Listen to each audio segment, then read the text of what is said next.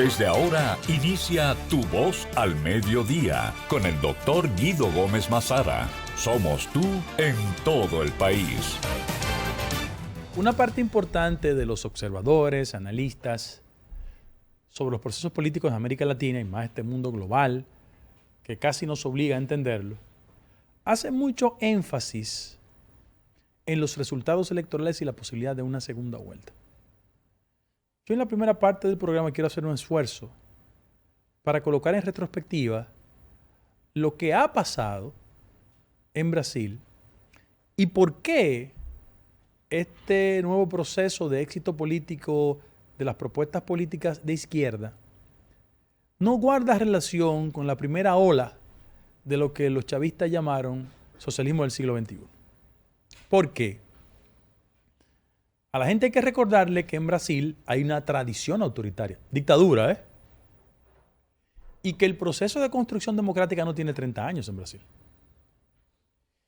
Y ese país, sometido a barbaridades de toda naturaleza, represión, persecución, encontró en el liderazgo metalúrgico uno de los referentes icónicos de mayor importancia, José Ignacio Lula da Silva, que al igual que todos los líderes de carácter social que después llegaron a la presidencia de la República en Europa, Walesa, Václav Havel no era un líder social, pero era un intelectual, pero llegó también al poder, y Evo Morales, ellos hicieron una transición desde el punto de vista de lo social hacia una plataforma electoral, pero en el caso tanto de Evo como en el caso de Lula, siempre se construían coaliciones en el interés de impedir que ganara Lula. ¿Por qué? Porque parecía una ruptura venir de un proceso militar al establecimiento de un político progresista, liberal, con innegables perfiles de izquierda. ¿Qué pasó en Brasil? Entre el fracaso de Fernando Collor de Mello, que era más que un político, aunque es político, hoy es senador, pero cuando TV Globo, que es la estructura comunicacional de mayor importancia, acogió la voluntad de los grupos paramilitares, militares, autoritarios, de derecha, que había que impedir el éxito de Lula da Silva, bueno, construyeron un candidato puramente de los medios, Fernando Collor de Mello. ¿Qué pasó con Collor de Mello? Colapsó, era un político sin destreza de ese momento, sin formación. A él lo pusieron para impedir que ganara Lula. Y al año ya estaba en las barras del Senado enfrentando un proceso de corrupción, que lo acusó su hermano de paso. En ese proceso de turbamulta, Brasil encontró a una figura de suma importancia, Fernando Henrique de Cardoso, un intelectual, académico, que ganó mucha reputación en América Latina en la década de los 60 y de los 70, porque entre el 60, 70 y a principios de los 80, las escuelas de sociología y de economía de muchas universidades en el país y fuera del país, pero fundamentalmente que estudiaron sociología y derecho en la década de los 70 y los 80, o coquetearon con ideas de izquierdas, recuerdan lo que era la teoría de la dependencia. Ese concepto, la teoría de la dependencia, tiene que ver mucho con el proceso de industrialización en toda América Latina, que se fundamentaba en generar exenciones fiscales, incentivos para el desarrollo de la industria local. Aquí los que no tenemos 20 años recordamos Nedoca, Caminen por Herrera, el Parque Industrial de Herrera. Todas esas leyes que fueron recetadas por organismos internacionales tocaron una concepción que Fernando Henrique de Cardoso había desarrollado como un pensador, profesor y analista. Y él se hizo presidente por el Partido Socialdemócrata en Brasil y fue el punto intermedio entre un cómico, una caricatura de Collor de Mello y la posibilidad de llegar Lula. Hizo su periodo, evidentemente él estableció las bases de una gran reforma estructural y, ¿por qué no decirlo? Era la plataforma del gran salto de Brasil. Pero Lula llega al poder en el 3. Y cuando Lula llega al poder, existen 3 condiciones internacionales que le favorecen. 1, los precios del barril del petróleo en su punto más alto y Hugo Chávez Frías promoviendo recursos para ganar desde el punto de vista de lo electoral. Segundo lugar, el impacto de las commodities. Y en tercer lugar, la expansión de la inversión china. Esos elementos llegaron y encontraron en Brasil al PT, en la cresta de la popularidad, con un candidato, repito, mítico, que en 3 oportunidades le habían impedido ganar las elecciones, le hacían coaliciones para fastidiarlo. Y un político de suma importancia, que era el armador José Derciu, que terminó en la cárcel, que era el jefe organizativo del PT. Gana Lula las elecciones y Lula, sin lugar a dudas, coloca a Brasil en el mapa. La economía crece, la exclusión social se reduce, el tema más dramático de la pobreza en Brasil ha sido históricamente las favelas, y él genera una especie de que en toda esa pirámide social el éxito económico se va derramando. Frente a eso, su partido vuelve a ganar el poder y él tiene tanta fortaleza que hasta es capaz de endosar a Dilma Rousseff, que después le da un golpe de estado y viene una ola de derecha con un abogado, Sergio Moro, juez, que acaba de ser electo senador, que después de procesar a Lula admite públicamente que fue persecución política y que el proceso de prisión era incorrecto. Y en ese procedimiento Lula fue a la cárcel, el partido se desprestigió, los principales líderes del PT procesados y el fenómeno de Odebrecht, que sin lugar a dudas impactó todo el continente.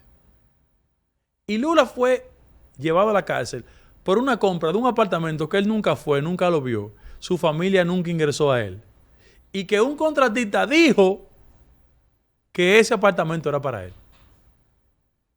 En ese interregno se le muere su esposa de cáncer y emerge otra vez Lula. ¿Por qué? Porque la otra opción, Bolsonaro, el actual presidente, es un hombre de pensamiento conservador, que eso no es malo, tiene su derecho. Y sobre todo hay que explicar que en Brasil el voto evangélico tiene un profundo peso específico, a tal punto de que ese es un voto silencioso, efectivísimo, que se expresa contra lo que es Estados Unidos y el caso de los países de América Latina, de muchos de ellos. En Estados Unidos, en Europa y en países como los nuestros, en el sur están los pobres. En el norte, los adinerados. En Brasil es al contrario. En Brasil, en el sur, son los ricos. En el norte, la clase media y los pobres. Y el que analiza los resultados electorales de ese proceso se dará cuenta, independientemente de las diatribas, los insultos, para los que creen que solo en República Dominicana que se insultan en las campañas electorales, las campañas de Brasil son terribles. Entonces, frente a eso, se realizaron elecciones el domingo pasado y la gente votó. Resultados, segunda vuelta, pautada para el día 30 de este mes. ¿Qué pasó? ¿Se equivocaron las encuestas? Bueno, las encuestas proyectaban 10 puntos de distancia entre 10 y 12. Hay un 20% de abstención. Eso es mucho. El que está sentado que se apriete y el que está de pie que se siente. En Brasil votan 156 millones de personas. Eso es este país muchas veces votando. Entonces, ¿qué pasó? Que es innegable, la obtuvo 48% contra 43%, donde pienso que no fue habilidoso. Él construyó un candidato vicepresidencial de derecha, del centro, para aminorar las perturbaciones de los grupos conservadores. Sin embargo, dejó suelta una alianza del Partido Socialdemócrata. Y cuando usted suma los electores que llegaron tercero y cuarto, hacen 7 puntos, 4 y 13. Si él hubiese incorporado al pacto esos 7 que representa, hubiese cruzado en primera vuelta. Pero bueno, eso no se pudo. Frente a ese acontecimiento, las elecciones medianamente predecibles, yo pienso que Lula puede ganar. Faltan 28, 29 días. La gente va a salir a votar, salvo cualquier error que se comete, y ya él es un político experimentado. Él nunca ha ganado en primera vuelta, hay que recordarlo. Él nunca ha ganado en primera vuelta. Nunca. Siempre gana en segunda vuelta. Ahora, la otra reflexión, independientemente del resultado, y todo el mundo sabe que yo quisiera que ganara Lula 100-1, es que uno a veces se coloca en un espectro de la vida y olvida la realidad de los que no coinciden con uno.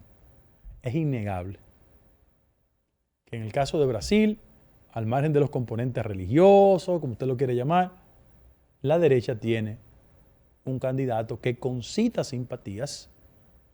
La mejor forma de retratarlo es, él es una versión Donald Trump, pero en Brasil.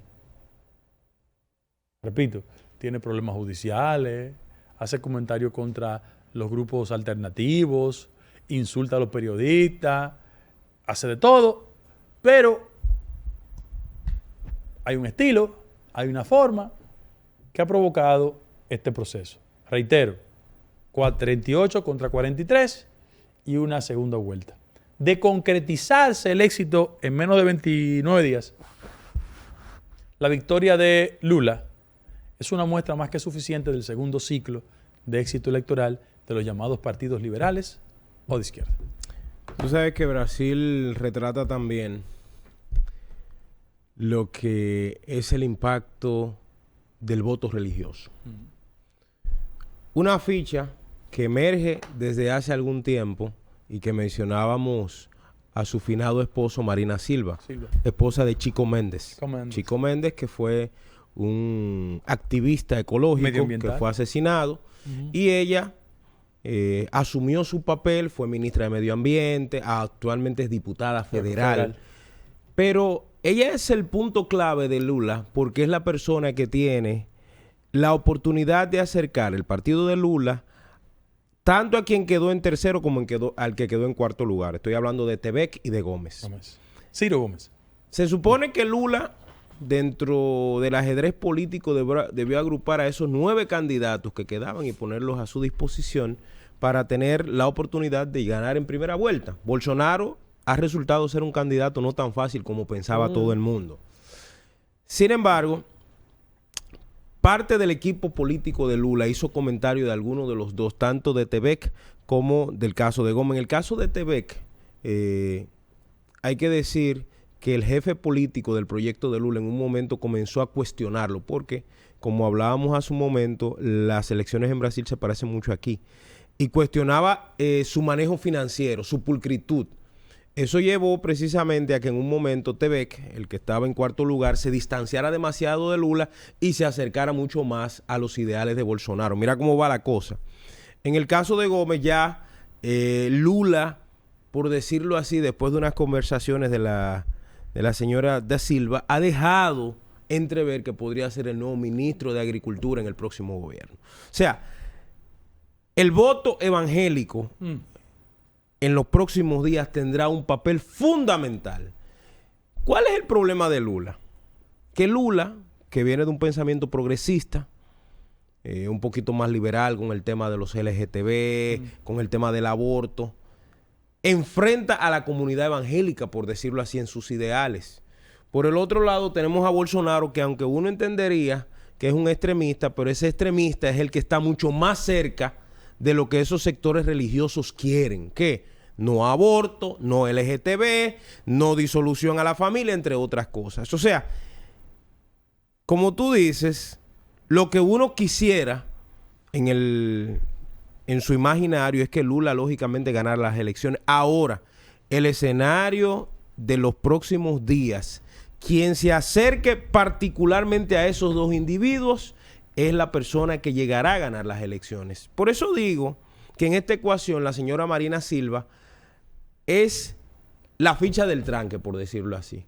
Porque ya ella ha iniciado todas las conversaciones necesarias y acercamientos. Ella es, debo decir, quizás la dirigente evangélica más importante de Brasil entero.